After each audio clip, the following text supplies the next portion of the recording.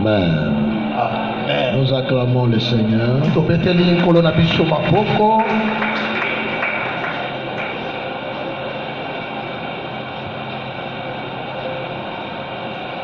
Amen. Amen. Nous bénissons le Seigneur pour nous avoir permis de commencer cette chaîne de prière. Oete apesi biso libaku malamu tobanda molongo ya losambo to mabondeli. Nous irons jusqu'au 28 juin. Tokokende kino na mokolo na tuku mibale na mobe ya sanza ya motoba. Et notre thème s'intitule Bongo mama na likambo ya molongo ya mabondeli na biso, le puits de Jacob. Libulu ya Yakobo. Il y a beaucoup d'enseignements qui vont sortir dedans. Ezana malakisi epele ekobimakati nango. C'est pourquoi quand tu viens à la chaîne de prière, yango wana tango za koya na molongo ya mabondeli, soyez munis d'un cahier, d'un bloc-notes, yaka na buku, yaka na ekomeli, afin d'avoir le plus d'informations. Pote ozwa basango oyebongi po na milulu yango. Nous sommes une église missionnaire. Tozali ecclesia ya batindami. Donc, tôt ou tard, ne soyons pas étonnés si nous allons en mission quelque part. Okamwate atankale soki tokei na etinda esika songolo. Le puits de Jacob. Libulu ya Yakobo. Nous trouvons cela dans Jean chapitre 4. Tozwi yango na sangwelamu ya Yohani mokapona minei. Au verset 13. Matalatala ya zomi na misatu. Mais pour bien comprendre, kasi poto sosola malamu, nous commençons au verset 3. Tokobanda na molongo ya misatu jusqu'au verset 13. Kino na matalatala ya zomi na misatu. Comme ça, nous allons commencer aujourd'hui à expliquer certaines choses. Bongo leloyo tokobanda kolimbola mwa makambo maike. Et le reste sera expliqué au jour le jour. Bongo oyetikali mikolo ezali nanu epele tokobanda kolimbola ka yango pe lisusu. Nous lisons Jean chapitre 4. Totangi sangwelamu ya Yohani mokapona minei.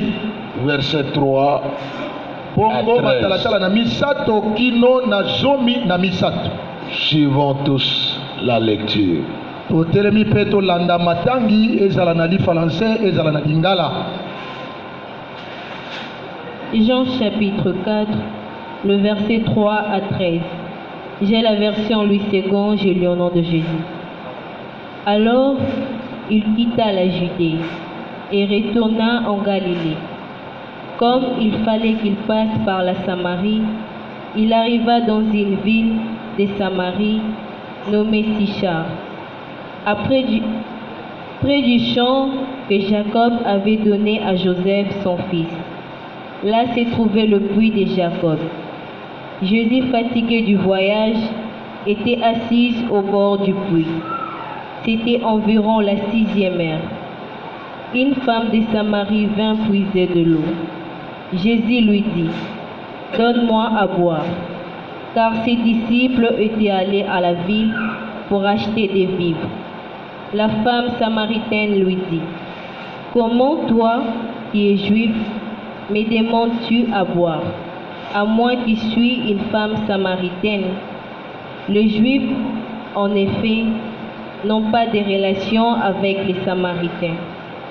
Jésus lui répondit, « Si tu connaissais le don de Dieu, et qui est celui qui te dit, donne-moi à boire, tu lui aurais donné toi-même, demandé à boire, et il t'aurait donné de l'eau vive. » Seigneur lui dit, « La femme, tu n'as rien pour puiser, et le puits est profond. D'où aurais-tu donc cette eau vive?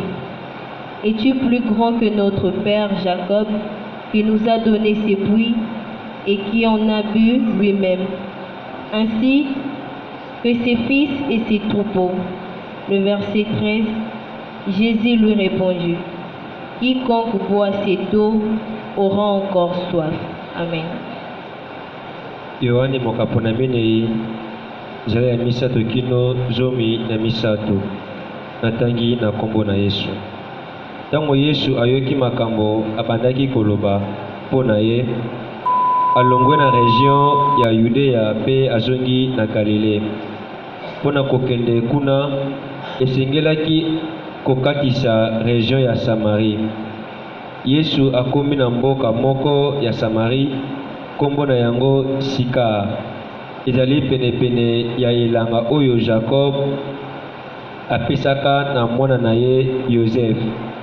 Libulu moko ya mai ezalaka wana, babengaka yango libulu ya Jacob.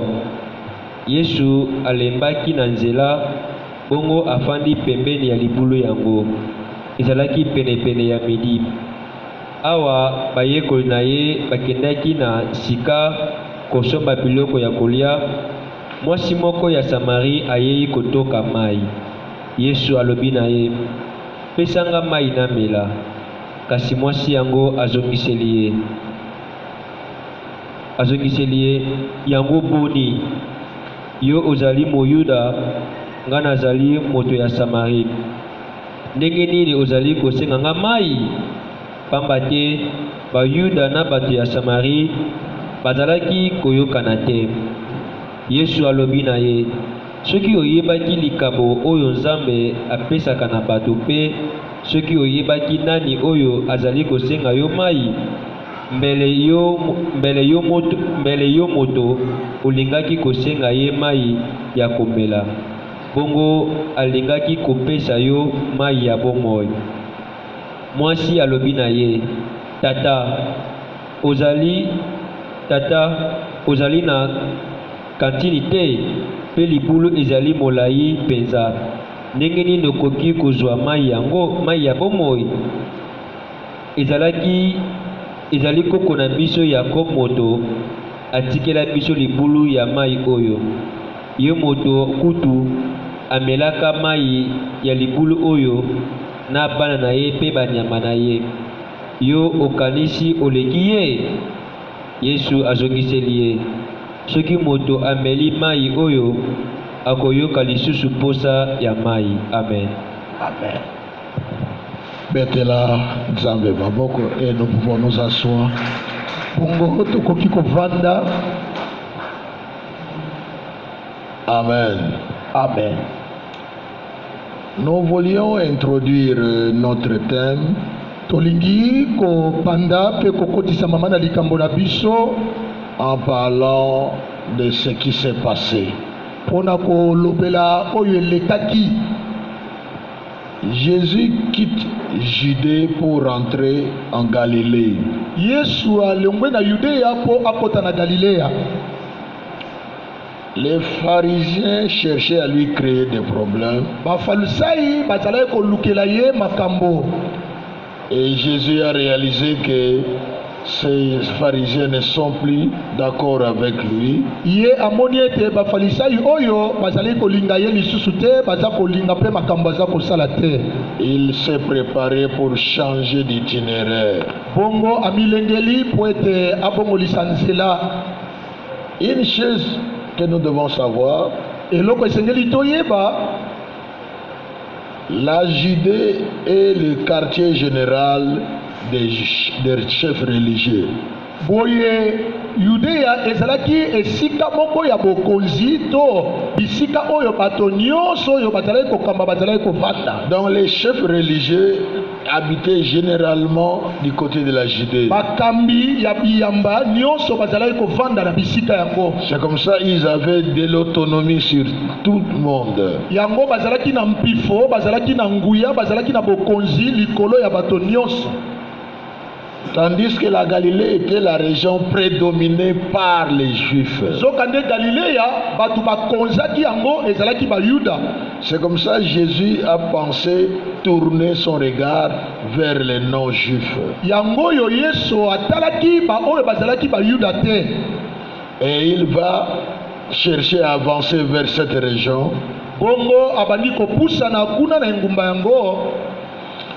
La Samarie se trouvait sur une route entre la Judée et Galilée. Samaria ezalaki na nzela oyo ekani na Samaria pe na Yudea. Et peu de Juifs s'intéressaient de cette région. Bongo ba Yuda bazalaki moke ba o bazalaki kotala na ngomba yango. Ils ne voulaient plus passer par là. Balingaki susu koleka na nzela yango te. C'est pourquoi le verset 4 dit clairement, Yango mokapona mine elobi na polele. quand Jésus est en train de rentrer en Galilée, Tango Yesu aza kozonga na Galilea, il dit il fallait qu'il passe par là. balobi esengeli aleka bisika wana. Il fallait que Jésus passe par là. Esengelaki Yesu aleka na nzela wana. Retenez cette parole-là. Okanga maloba oyo. Il fallait que Jésus passe par là. Esengeli ete Yesu aleka na nzela wana. C'est-à-dire par la Samarie. Elingi koloba ete na nzela na Samaria. Parce que là, il y avait une personne qui était dans les besoins. Pamba te kuna ezalaki na moto moko azalaki na bosenga. Jésus pouvait passer partout où tout le monde passait. Yesu Kristo akokaki koleka bisika nyonso lokola basusu bazalaki koleka. Jésus pouvait éviter la région de la Samarie. Yesu akokaki kosundola koboya koleka kuna na Mais Samaria. parce qu'il y avait une âme à sauver dans Samarie, Pamba te ezalaki na molema ya moto moko esengelaki abikisa na Samaria. c'est pourquoi il a décidé d'entrer dans cette région-là. Lalatina azwaki mokano ya kokota na engumba ngo. Et dans la Samarie, il a choisi d'arriver dans cette petite ville qui s'appelle Sichar. Bongo na Samaria yango aponi engumba moko ya moke oyo ebengami na kombo ya Parce Sichar. que la Samarie est une région. Pamba te Samaria ezali engumba ndenge C'est tobengaka une awa. contrée. Ezali bisika Mais moko. Sichar, c'est une petite ville qui se trouve dans Samarie. Bongo Sichar ezali mboka moko to engumba moko evandi na kati ya oyo monene toza kobenga Samaria. Et à Sichar, il y avait un puits. Bongo na Sichar kuna ezalaki na libulu ya mai. Et ce puits-là a une histoire. Bongo libulu yango ya mai eza na lisolo. On appelle cela puits de Jacob. Baza kobenga yango libulu ya Yakobo. Effectivement, c'est Jacob qui a creusé le puits. Ya solo ezali Yakobo nde atimolaki libulu yango. Il l'a fait pour son fils. Asalaki yango mpona mwana na ye ya Son mobali. fils Joseph. Mwana na ye yango kombo na Yosef. Yesu akei bisika yango. Il s'est mis assis à côté de ce puits. Na pene ya libulu yango ya Comme mai. il était fatigué. Lokola azalaki na botau azalaki na Et bolembu. voici maintenant la personne qui devrait être guérie. Tala siko moto oyo esengelaki abikisama. La personne qui avait des problèmes. Moto oyo azalaki na makambo. La personne qui avait besoin de Jésus. Moto oyo azalaki na mposa ya Yesu. La personne qui avait besoin du salut Moto oyo azalaki na mposa ya lobiko. est venue pour puiser de l'eau. Aye mpo atoka mai. Jésus savait Yesu azalaki que koyeba. cette femme serait venue. Mwasi wana esengelaki aya. Tout le monde ici, Moto nyonso Dieu awa. sait, Nzambe ayebi. Jésus sait Yesu ayebi. ce que tu seras demain, Oyo yo kozala lobi. ce que tu es aujourd'hui, Oyo yo ozali lelo. ce que tu étais hier. Oyo yo ozalaki lobi Il eleki. sait chacun. Nzambe ayebi Et moko na dans moko. toute la Samarie, Boye na Samaria mobimba. Jésus savait Yesu qu'il ayebaki. y avait une personne, Ezalaki na moto il y moko. avait une femme Ezalaki na mwasi qui moko. était vraiment préparée Oyo amilengelaki malamu. pour recevoir le Seigneur. Po ayamba nkolo. Vous voyez, Jésus a compris que les Juifs ne voulaient plus de lui. Omoni ete Yesu asoseli ete bayuda bazalaki kolingela lisusu te. C'est pourquoi j'ai parlé ici qu'il a changé de direction pour annoncer l'évangile Tala en tina tata dehors. alobi awa abongolisi nzela mpo akende kopanza sango malamu na bisika mosusu. Il va parler aux non-juifs. Akoloba na baoyo baza bayuda te. Et le premier non-juif qui va recevoir la parole, moyuda oyo azalaki moyuda te ya liboso oyo azoyamba liloba c'est la femme. ezali mwasi. Et on l'appelle femme samaritaine. baza kobenga ye mosamalia, mwasi mosamalia. Elle avait des problèmes. azalaki na oyo aye makambo. Tous nous avons des problèmes. biso banso tozali na makambo. Mais elle, avec son problème, ye mwasi oyo azalaki na likambo elle, na avec ye ses problèmes, azalaki na makambo oyo ezalaki avait kolekela aussi besoin de l'eau. azalaki mpe na bosenga ya mai. C'est comme ça qu'elle a tout fait pour aller puiser. bongo asali manso po akende kotoka Et mai. beaucoup de commentaires disent ceci. Bongo mikanda misusu eza kobakisa maloba koloba Ils boye. pensent que cette femme tellement, parce que c'était une femme de mauvaise vie. Boye bazoloba ete azalaki mwasi moko aza kobika malamu te. C'est comme ça elle a choisi venir puiser pendant que les autres ne sont pas. Bongo akimaki basusu mpo na soni azalaki koya ye moko mpo bamona ye te. Elle prendre de l'eau et rentrer. Atoka mai azonga. Mais voici qu'elle rencontre Jésus. Tala sika wa ye makambo aza kokanisa aye kokuta na siko na Yesu. Et puis Jésus lui demande de l'eau à boire. Yesu asengi ye mai ya komela. Et elle s'étonne. Akamwe Malgré ses problèmes. atako makambo Elle elekelaki met ye. d'abord ses problèmes à côté. Atiki makambo na ye yango pene. Elle commence à répondre à Jésus. Abandi koyanola Yesu. Elle dit, mais comment toi qui es juif, tu me demandes de Boni l'eau? boni yo ozali moyuda oza kosenga ngai mai. Elle a compris que Jésus est juif. Ayebaki mpe asosolaki ete Yesu azalaki Par moyuda. son accoutrement, Na lolenge na ye ya elle kolatela a compris que ça, j'ai affaire à un juif. oyo naza na likambo na moyuda. Elle dit que comment toi qui es juif, tu me demandes de l'eau? Mwasi aza koloba boni boni yo oza moyuda ozosenga ngai mai. Car entre nous et vous, il n'y a pas de contact. Nzoka nde biso na bino boyokani eza Et te. toi, tu me demandes de l'eau. Oza kosenga nga mai. Et Jésus lui dit, mais si tu savais celui qui te demande de Yesu l'eau, ayanoli ye mwasi soki oyebaka moto aza kosenga mai. c'est toi au contraire qui allais lui demander. Yo nde olingaki kowelela kosenga ye mai. Elle dit, mais toi, tu n'as ni seau, ni gobelet. Comment Ye tu vas alobi me ete donner de l'eau? yo ozali ata na kantine moko te ozali na eloko moko te ya kotokela mai. C'est comme ça, Jésus dit au verset 13, Yango oyo na molongo ya zomi na misato Yesu ayanoli. ne te vante pas de ce que tu as de l'eau. Komikumisa te kozala na nsombo te ya koloba ete oza na mai. Parce que toute personne qui boira de cette eau Nzoka nde moto nyonso akomela mai oyo aura encore soif. akoyokaka kaka posa ya C'est mai. un message important. Ezali sango moko ya motu ya Toute personne moto nyonso qui ne comprendra pas oyo akososolaka que te je dois boire le véritable eau, esengeli namela mai ya je solo, dois chercher l'eau normale. esengeli naluka mai ya Et la bosolo. personne qui donne l'eau, Nzoka moto apesaka c'est mai Jésus-Christ. ezali Yesu Kristo ya Et toute Nazareth. personne qui ne comprend pas cette vérité Moto nyonso ayebi bosolo oyo te aura encore soif. akoyokaka kaka Aura posa, encore soif. akoyokaka kaka posa. Frères et sœurs, Balingami kati na il y a nkolo la véritable eau. ezali na mai ya solo, Véritable eau que Dieu donne. eza na mai ya solo C'est Yesu pourquoi apesaka, Jésus Nzambe dit, apesaka. Yesu alobi je suis l'eau de la vie. nazali mai na bomoi.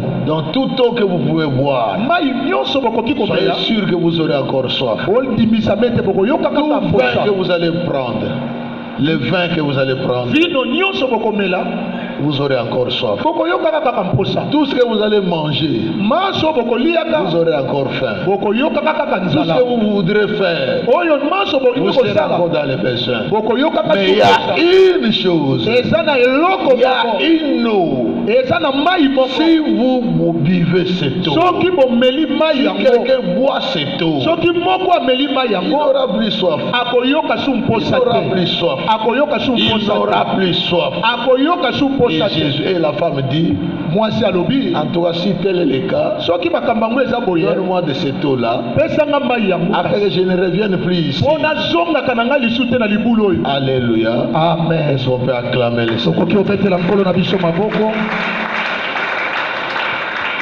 Aujourd'hui, on s'arrête là Lelo tosukisi wana et nous voulons prendre un temps de prière. biso tolingi tozwa ngonga mpo na losambo. Mais je voulais rappeler certaines choses. nalingi nazongisa makanisi na yo mpe kobandisa yo likambo moko. Jésus est Seigneur. Yesu Kristo azali nkolo. Jésus-Christ connaît tout.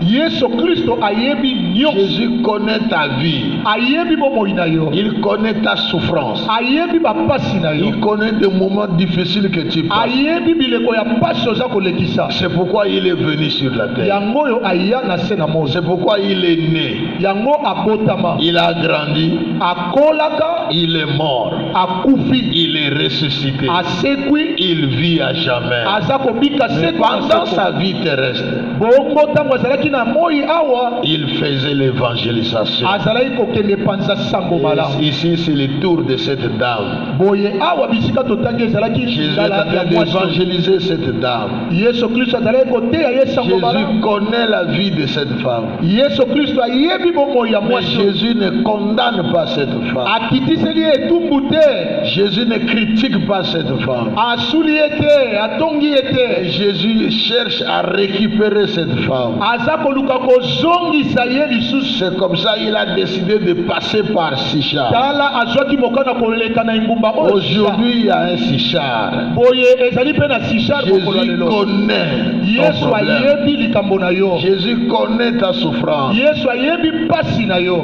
Cette femme était dans le besoin. Mwasi oyo azalaki na Cette bosenga. femme voulait une délivrance. Mwasi oyo azalaki na posa Cette akangola. femme voulait être libérée. Mwasi oyo azalaki na posa C'est comme bonsomi. quelqu'un est ici, Lokola moto moko azali awa. a besoin d'une délivrance, Aza na posa bokangola. une libération, Aza na posa une lisiko. nouveauté de vie. Aza na posa bomoi ya Mais sika. Jésus est disposé. Yesu Kristo azali Jésus wana. veut le faire. Yesu akoki C'est pourquoi osala. dans notre chaîne de prière, Na molongo ya mabondeli nous na voulons biso. prier sérieusement, Tolingi kosambela na poser sikisiki. nos problèmes devant Dieu, Kotalisa nzambe afin makambo na d'avoir biso. des réponses. Po ete tozwa Parce qu'il ne biyano. ment pas. Pamba te akosaka Il dit te. la vérité. Alobaka Il bosolo. est prêt. Aza Il wana. veut nous sauver. Alingi Et il kobikisa va te biso. sauver. Akobikisa. Crois seulement. Ndima kaka. Donne-lui ta vie. Pesa ye bomoi na yo. Confie-lui ta vie. Pesa ye bomoi na yo. Fais-le confiance. Tiela ye motema. Il fera des biens. Akosalela yo Il bola. va t'aider. Akosunga Il yo. va te bénir. Akopambola yo. Voilà, nous voulons prier maintenant. Tala sika wa tolingi Nous kosala. allons nous demander de nous lever Tokotelema bipa ezwami biso. pour que nous puissions commencer notre intercession. Po tobanda sika wa losambo na biso. Nous ne sommes qu'au début. Tozali kaka na ebandeli. Nous irons jusqu'au 28. Tokokende kino mokolo na Et tuku petit à mibale na petit, mwambe.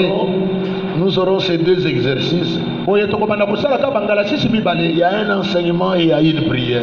Ezali na malakisi pe eza na losambo. L'enseignement nous donne de l'intelligence. Malakisi eza kopesa biso. L'enseignement mayele. nous ouvre l'intelligence. Boye malakisi eza kofongola biso mayele. L'enseignement nous donne la sagesse. Eza kopesa biso bwania. Et la prière va nous mettre en contact avec Dieu. Bongo losambo eza kokotisa biso na mosanda to na mozindo na nzambe. Rappelez-vous de ce que nous avons étudié hier. Okanisa oyo toyekolaki lobi. Augmente ta taille. Matisa molai na yo. Et aujourd'hui, nous allons augmenter la taille de la prière. Boye tokomatisa su molai ya Et mabondeli. nous prions convenablement. Esengeli tosambela lolenge esengeli. Prends la position que tu veux prendre. Zwa lolenge olingi kozwa. Va là où tu veux aller. Kende okoki kolongwa na bisiko Sois vandi oki. libre pour t'exprimer. devant Ozali na Dieu. bonsomi ya kosolola na Et tata. nous allons prier sérieusement. Bongo tokobondela penza na Et sikisi. Dieu va intervenir dans nos vies. Nzambe akokota likambo ya moko na Nous moko. commençons par dire merci à Dieu. Tobandi kopesa nzambe matondi. Dites merci à Dieu Pesa ye matondi pour ebongi na tout ce ye. qu'il fait pour nous. Mpona oyo nyonso aza kosala Pour mpona commencer cet enseignement, mpona kobanda malakisi dis oyo. merci à Dieu. Pesa ye matondi. Remercie le Seigneur. Topambola nzambe na Prions, biso. prions, prions, prions. Tosambeli, tosambeli, tosambeli.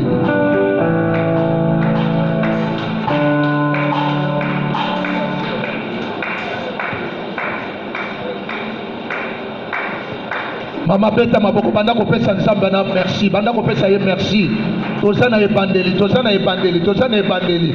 Pesa ye matondi ebongi mpona ye. Nzambe Ah, merci mpona mpona oyo losambo oyo, olobelinga. mpona Nzambe losambo merci oyo mpona tosali oyo banda olinga. kopesa ye merci. Nzambe merci mpona Kolo kumisama na yo, kumisama na yo. Mpona première Nzambe journée na ya bomoi chaîne de mpona prière. première soirée. Yawe merci mpona Merci nkolo na koteya bomoi merci papa mpona mpona enseignement ya koyebisa pokwa lelo. biso. Yawe Nzambe mingi na bayebaki yango bomoi te Yesu kasi otelinga abilengeli yango. po asalela biso Naza bolamu nazopambola yo Nzambe. achange direction Mama nazopesa po aya na kolekisa kopambola Nzambe mama merci. moko po Mpona aya oyo kopambola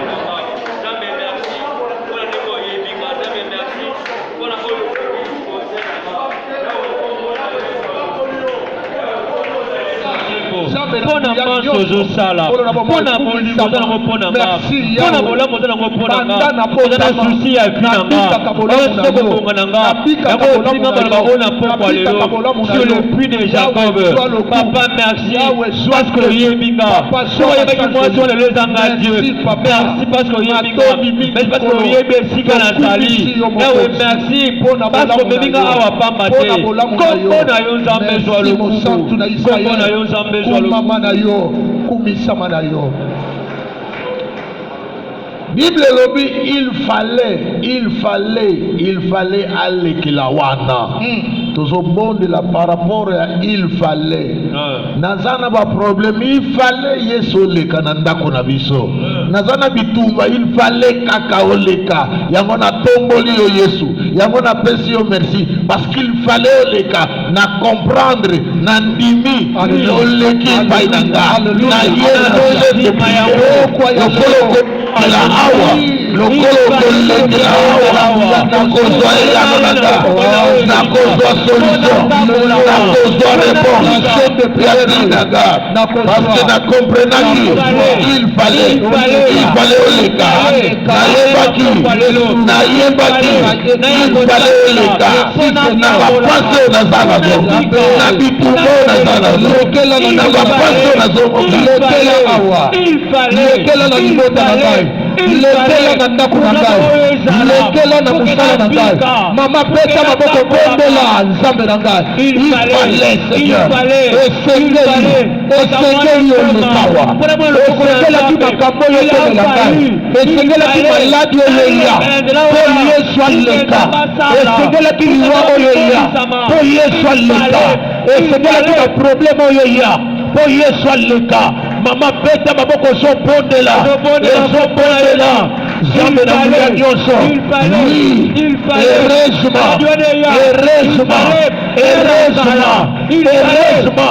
moto azolekawa aza ordinaire te moto azoleka na chaine de priere aza n'importe qui te ye nde mobikisi ye nde mosungi ye nde mobateli ye nde ifale yesu alekela na nzela na yo yesu alekela na nzela libala wana yesu alekela na nzela mosala wana yesu alekela na nzela libota wana yesu aleka na nzela maladi wana yesu azoleka ye wana kolelalela te kokamwa te nzambe na ngai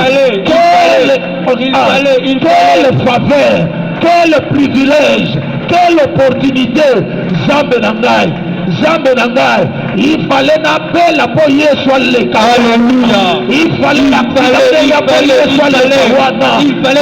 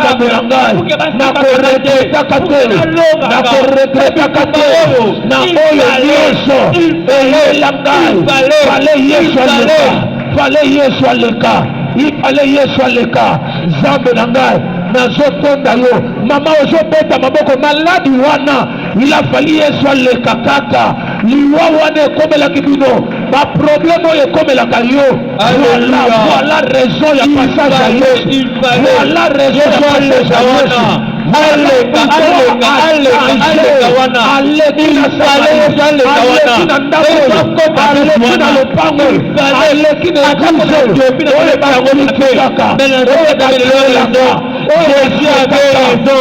Jésus a raison. mon Dieu a raison. Merci mon Dieu a raison. Merci mon Il a fallu combien papa. que tu as fallu les gardiens du pour que quand tu as de la lelo, que Jésus est Dieu. Que Jésus guérit, que Jésus sauve, que Jésus délivre. Merci pour ton arrivée. Merci d'avoir choisi cette huile. Merci d'avoir choisi parce qu'il a fallu maison. il fallait choisi Seigneur de gloire. Il fallait. Merci papa. Merci Seigneur Jésus-Christ. Merci Seigneur Jésus. La nanga na losambo salama yele tozobondela. Kolo Yesu. Na yoki yo malamu te. Kolo Yesu.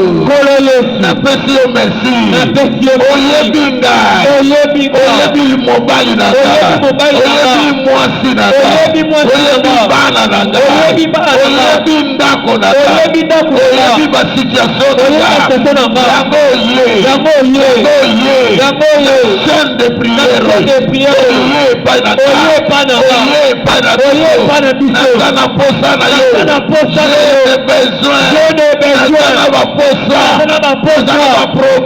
Na problème ya santé. Problème ya musala. Problème ya libala. Problème ya mbongo. Problème ya ndako. Problème ya lobiko. Na posa na yo. Na pesi yo merci. Lokolo ye. Na solution. Na biyano. Na kozane ya note. Na posa.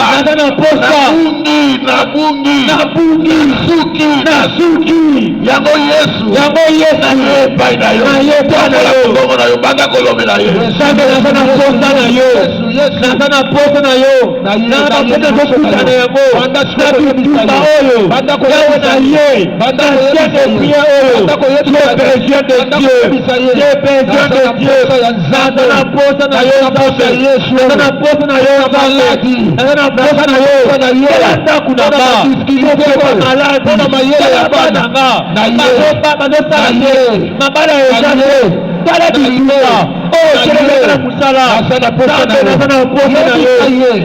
Yebisa ye mama.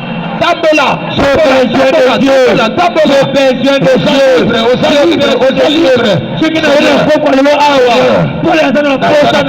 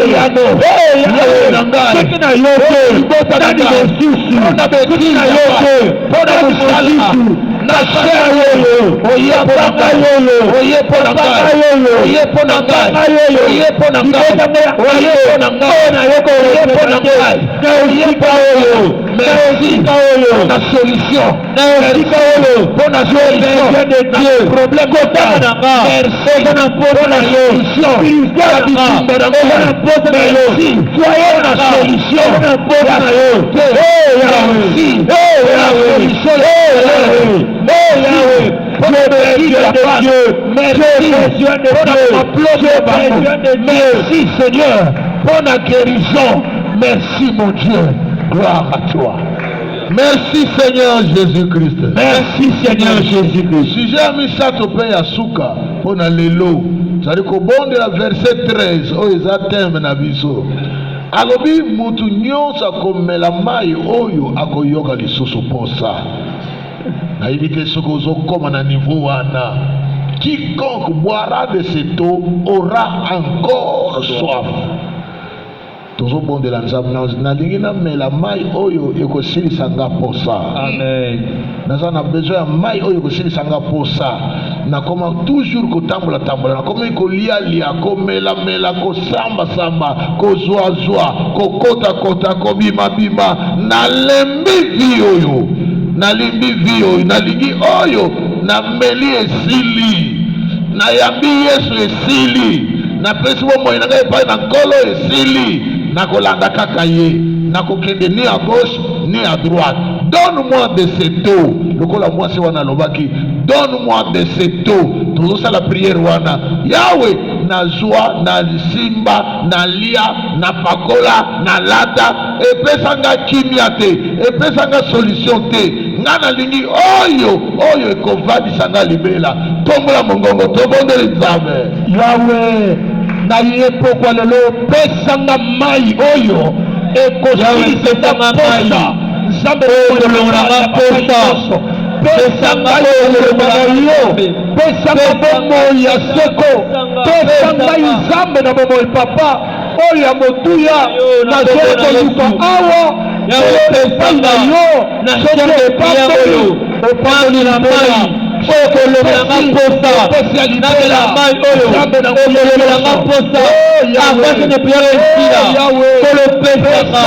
kolopesaka pesa liboye na mai oyo kolobela biso posa mai ya bomoi mai ya bomoi mai ya bomoi mai ya bomoi jesu na ye na yo en lui zambe na ngai okoleze epai na yo solution eza na yo zambe na bongo makomi elobi l'homme qui se confie dans l'homme yawe ngai na liposa na yo lokolo mwasi oyo soki eza bongo pesanga yo na yango pesa papa mai yango pesa lego mai yango pesa ndeko mai yango abimba te apeka susu te akoluka bango pesa mama oyo mai ya bobo mai ya bobo l'eau de la vie l'eau de la vie l'eau qui transforme la parole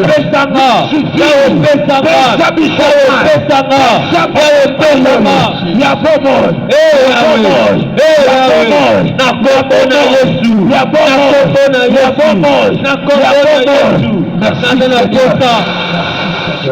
yoka lamanga na losambo oyo kolo yesu matisa niveau kolo yesu napesi yo merci natambola namela bamai posa ya mai esilaka te nalia posa kolia esila te nakenda bitika ya ndenge na ndenge baposa ezokoba kaka nasala bavoyage baposa ezosila te nasomba bandako baposa ezosila te yo olobi na nga oyo nyonso akomela mai oyo akozwa biloko ya mokili oyo baposa ekosila te kasi oyo akomela oyo nakopesa ye posa ekosila naposa mai wana naposa mai wana na ndako na ngai na libala na ngai na mosala na ngai na posa mai wana namela nakomba na yo bondela nalia biloko wana apapete bokopona na kombo na Yesu zamepesaka mai wana biloko wana nalia namela na kombo na Yesu l'eau qui transforme, l'eau qui change. Maya bobo, Maya bobo, Maya bobo, Maya bobo, Maya bobo, Papa, Maya bobo, Maya bobo, Maya bobo, Maya bobo, Lolo, Maya bobo, Ona bana, Ona mobile, Ona mwasina, Ona bana, Ona bayono, Maya bobo, Maya bobo, Maya bobo. C'est malin. Maille à bomor. Jamais na mouya nyonso. Vita bitamo na yo. Yango na bomor. Pourquoi ya lelo? Papa. C'est le rebelle. Pesa na bomor. En fait que tu sois mal. Maille à bomor.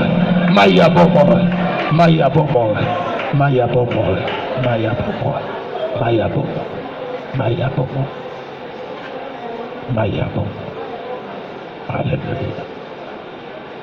Merci Seigneur. Merci Seigneur. Merci Seigneur. Merci Seigneur.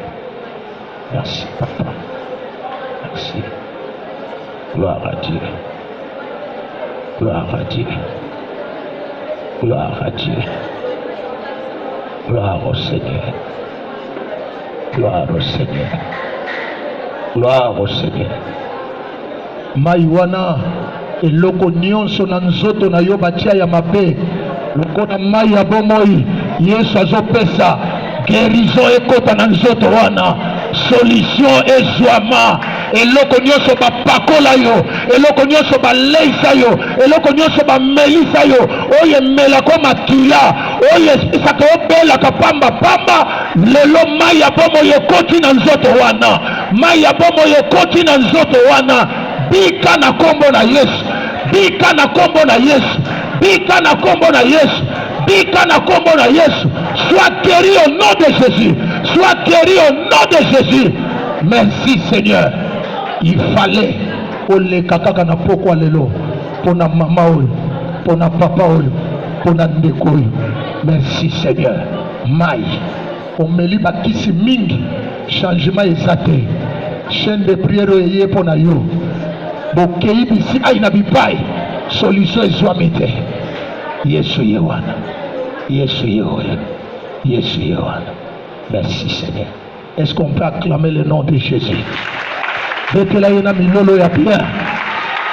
Betela milolo ya bien. Oh Nzambe na biso.